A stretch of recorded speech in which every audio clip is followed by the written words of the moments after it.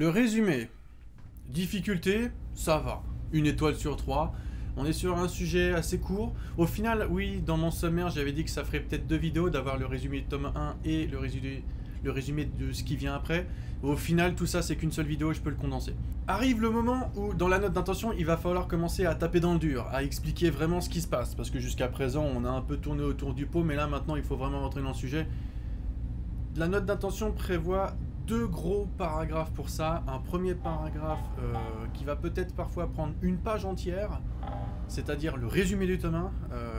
On ne peut pas vraiment parler de paragraphe, on peut plutôt parler de section.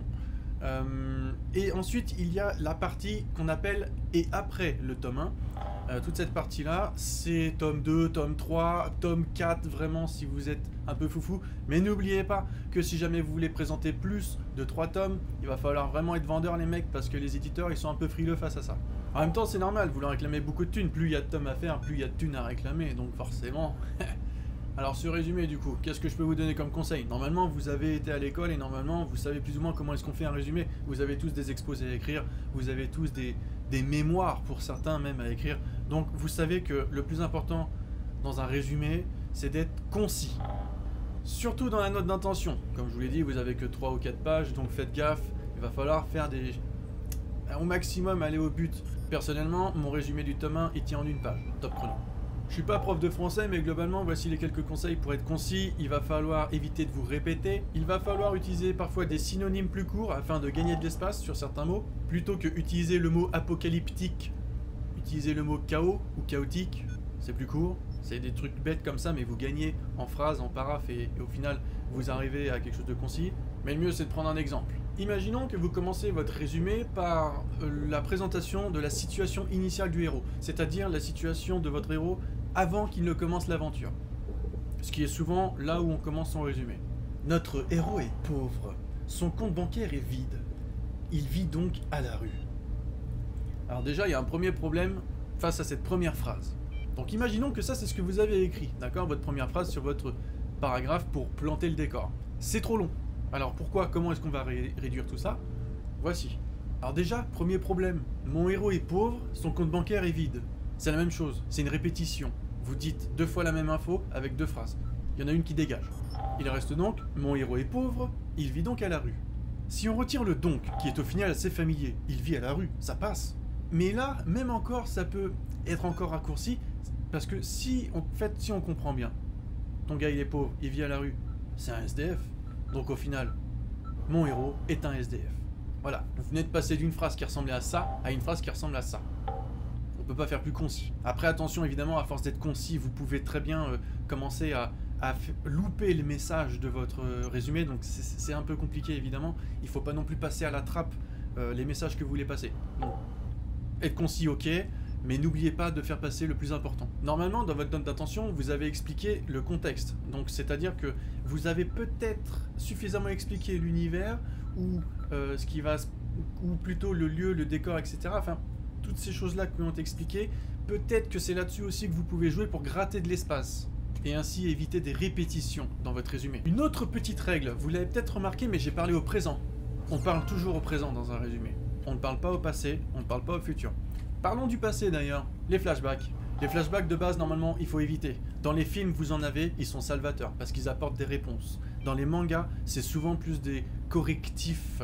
On essaye de corriger plus ou moins ce qui s'est passé dans un récit parce que, comme vous le savez, les mangas traînent en longueur sur des longues séries. Et justement, c'est là où les gens font des flashbacks. C'est pour essayer de justifier quelque chose dans le passé qui, en fait, n'était pas prévu du tout.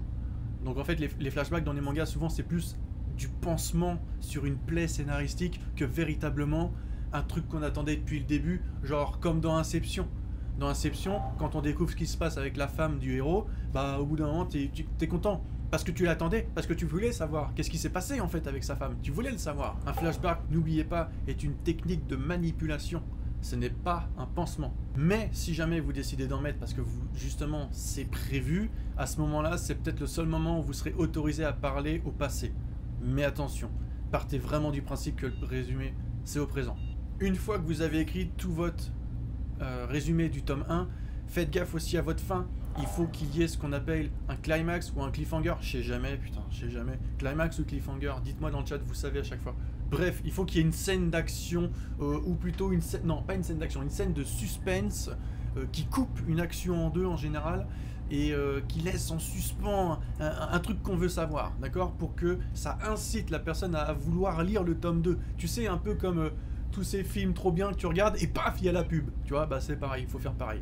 Vient ensuite toute la partie résumé, tome 2, tome 3, tome 4. Alors là, par contre, va falloir accélérer beaucoup plus. Alors, qu'est-ce qui va vous rester comme place? Il va vous rester soit une page complète, soit une demi-page, donc pour exprimer tout ce qui se passe après. Donc là, en fait, va falloir taper dans le dur, va falloir tout simplement décrire les événements à venir de manière générale, peut-être même annoncer des arcs à venir, mais globalement c'est vraiment le truc où tu te dis ouais, il va se passer ça, il va se passer ça, il va se passer ça. C'est peut-être la partie qui de toute façon n'a pas trop d'importance. Les gens veulent au moins savoir où vous allez.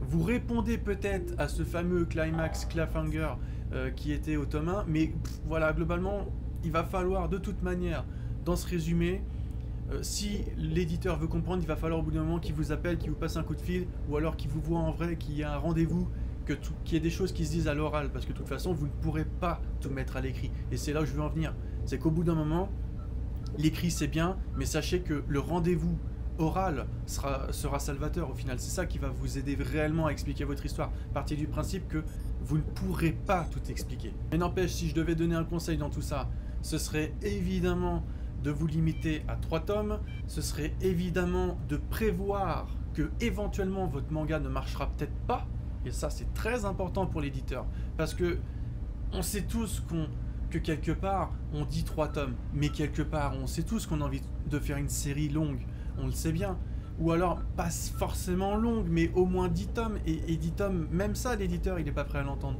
Donc partez du principe que vous allez peut-être structurer vos 3 tomes de sorte à ce qu'il y ait 2 possibilités à la fin du 3e tome. Première possibilité, soit votre tome est un succès et à ce moment-là, ça tombe bien, vous vouliez faire une grande série et vous avez structuré vos 3 tomes de sorte à ce que ça fasse un arc et que du coup un nouvel arc s'engage à partir du tome 4, comme l'a fait Radiante. Ou soit vous partez du principe que éventuellement, peut-être que votre série elle va pas marcher et à ce moment-là, votre tome 3 devra être la fin officielle de votre série, mais sachez que c'est pas très grave, enfin si forcément ça fait grave, enfin c'est grave parce que ça n'a pas marché, donc c'est triste, mais quelque part sachez que c'est pas très grave de réussir sa fin quand ça n'a pas marché, puisque de toute façon ça n'a pas marché. Donc personne à la rigueur lit votre truc, ou pas assez de personnes. Donc pourquoi se faire chier à vouloir réussir à la fin? Après c'est mon avis, forcément, ça, on aura tous des avis différents.